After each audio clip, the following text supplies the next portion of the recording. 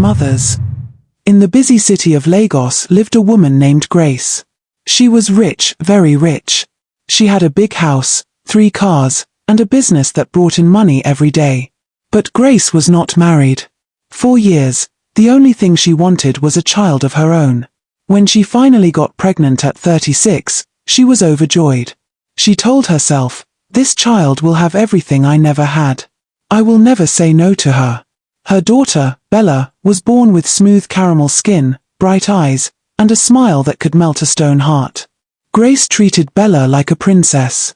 Expensive toys, the latest clothes, the best schools, nothing was too much.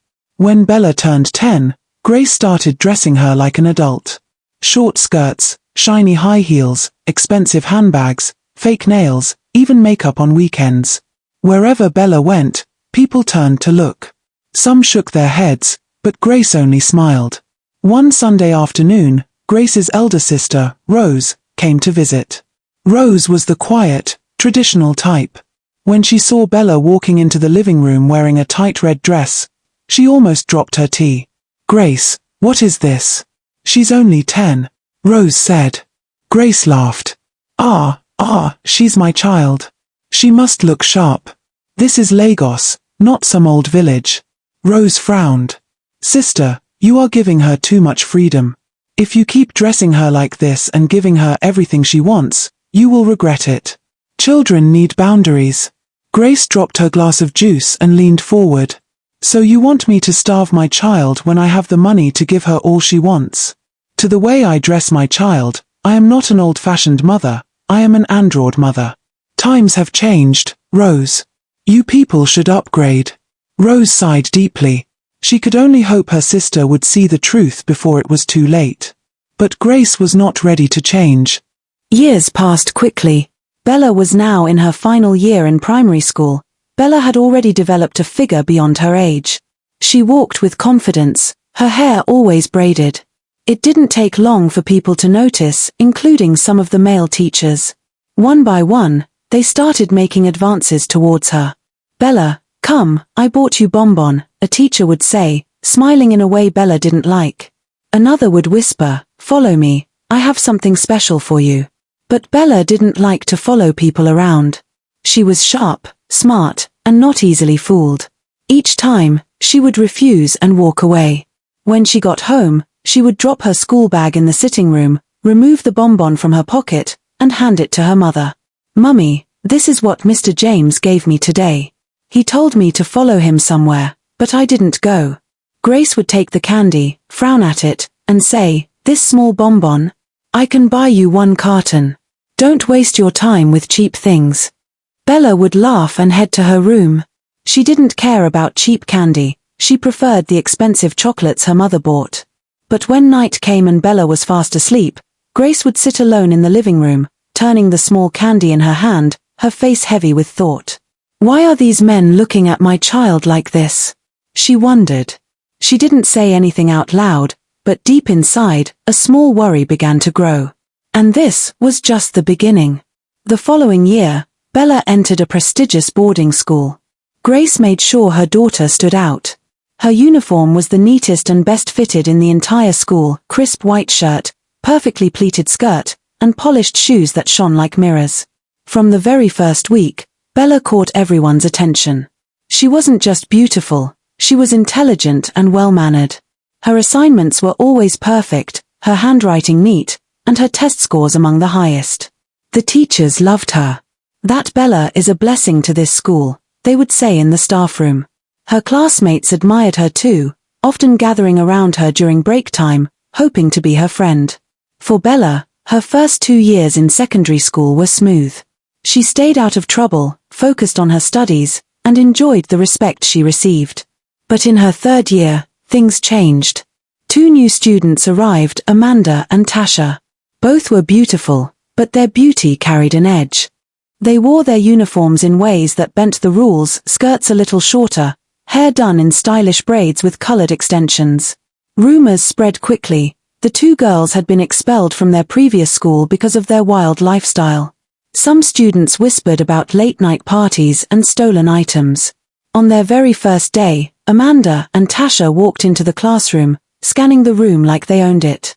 Then their eyes landed on Bella. She sat by the window, reading a book, her uniform perfectly in place, her skin glowing, her hair neatly styled.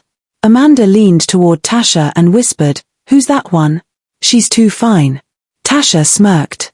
"So this is the one they call the school queen?" They exchanged a look, part challenge, part curiosity. They had always been the prettiest and wealthiest in their old schools. But now, in this new place, Bella was clearly the center of attention. And they didn't like it. Tasha and Amanda knew the only way to keep their position in school was to get close to Bella. If she was their friend, they could share her spotlight and control it. The next morning, they walked into the class smiling, each carrying a small gift bag. "Bella," Amanda said sweetly, placing the bag on Bella's desk, "we bought this for you. Just a little friendly gift from us." Bella peeked inside expensive body spray, a pretty hair clip, and a pack of imported chocolates. "Wow, thank you," she said, smiling. Tasha leaned closer. "We like you, Bella. We think we'll make good friends." Bella, not suspecting anything, agreed. "Sure, why not?" For the first few weeks, everything was fine. They ate together, walked to the dining hall together, and laughed over silly things. Bella enjoyed having two new friends. But soon, Tasha and Amanda started showing their real colors. One evening in the hostel, Tasha whispered, "Bella, do you know how to scale the school fence? That's how we go to town at night. There's a club where all the big boys go." Bella shook her head. "No, I'm not interested." Amanda grinned. "Come on, you'll enjoy it. You can't be this fine and not enjoy life." The pressure didn't stop. Every day, they taught her something new: how to sneak snacks past the school matron, how to lie to teachers without getting caught, and how to flirt with boys to get favors. One Saturday, Amanda asked directly, "Bella, do you have a boyfriend?" "No," Bella replied. "You need one," Tasha said. "What's the point of being beautiful if no boy is spoiling you?" Weeks turned into months. The resistance Bella once had began to weaken. She started scaling the fence with them at night, sneaking into clubs in town, and spending more time thinking about parties than her books. The Bella who once stood out for her neatness, intelligence, and discipline, was now deep in the lifestyle Tasha and Amanda had introduced. The holidays came, and Bella returned home from school, but she wasn't the same Bella Grace had sent away months ago. She was always on her phone, always dressing in tight skirts, short tops, and high heels. She hardly stayed home. Morning or night, she was out with Tasha and Amanda, sometimes leaving without even telling her mother. One night, Bella stumbled into the house smelling of alcohol. Her eyes were red, and her steps were unsteady. Grace rushed to her. "Bella, where have you been? What's this smell?" Bella just waved her hand and said, "Mummy, I'm fine," before heading to her room. Grace sat alone in the living room, her mind racing. What is happening to my daughter? She thought back to something her elder sister, Rose, had told her years ago. If you keep raising her like this, you will regret it. The next day, determined to change things, Grace went to the market. She bought a selection of longer, more modest dresses. The kind she thought would bring Bella back to her senses. That evening, she called Bella into the living room. The dresses were neatly folded on the table. "Bella," she began, "I don't understand this lifestyle you are living now. I bought you these new clothes, and I don't want you to continue with your old dressing style. You are my daughter, and I want the best for you." Bella picked up one of the dresses, unfolded it, and stared at it for a few seconds. Then she burst into laughter. "Mummy, God forbid. I can't wear such old-fashioned clothes. What will people say? No way." Before Grace could say another word, Bella dropped the dress back on the table, turned around, and walked to her room without looking back. Grace sat there, staring at the untouched clothes, a cold fear creeping into her heart. The next school year came, and Bella returned to boarding school, but this time, she wasn't even pretending to stay calm. From the first week, she, Amanda, and Tasha were back to their usual ways. Almost every night, they scaled the school fence to go clubbing in town. Loud music, flashing lights, and drinks replaced their evening prep time. As their late nights increased, their schoolwork suffered. Assignments were left undone, test scores dropped, and teachers began to notice. To avoid punishments, the girls started going out with certain male teachers who promised them special treatment in exchange for favors. It wasn't long before the school began sending letters to Grace. Your daughter's behavior is unacceptable. Bella has missed classes again. If this continues, she may face expulsion. Every time, Grace would rush to the school, dressed in her finest clothes, sitting in the principal's office. Please, sir. Bella is a good girl. I will talk to her. Just give her another chance.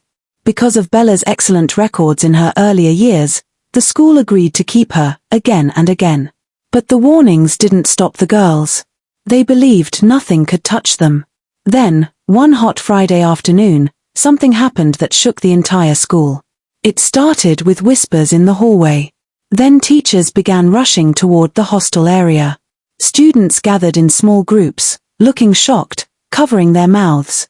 Bella, Amanda, and Tasha names were on everyone's lips.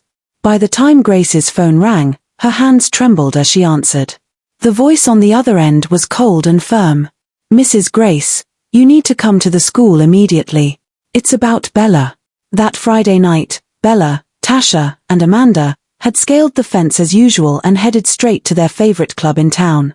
The music was loud, the lights were bright, and they were determined to have the wildest night yet. But this time, things went too far. They drank heavily, glass after glass. Then some boys added a strange substance to their drinks. At first, they laughed louder, danced harder. But soon, their laughter turned to dizziness, then darkness. The three girls collapsed on the club floor. The owner of the club, shocked and scared, searched their bags for any clue of who they were. Inside, he found neatly folded school uniforms. That was how he was able to call the school principal. The news spread like wildfire. Teachers whispered. Students stared. And the principal, with a deep sigh, picked up the phone to call Grace. When Grace heard, her knees went weak. She grabbed her car keys and rushed to the hospital, her heart pounding. In the emergency room, she saw her daughter Bella lying motionless, an oxygen mask over her face. Tubes ran across her small body. Grace fell to her knees, tears pouring down her cheeks. Oh God, please forgive me, she cried.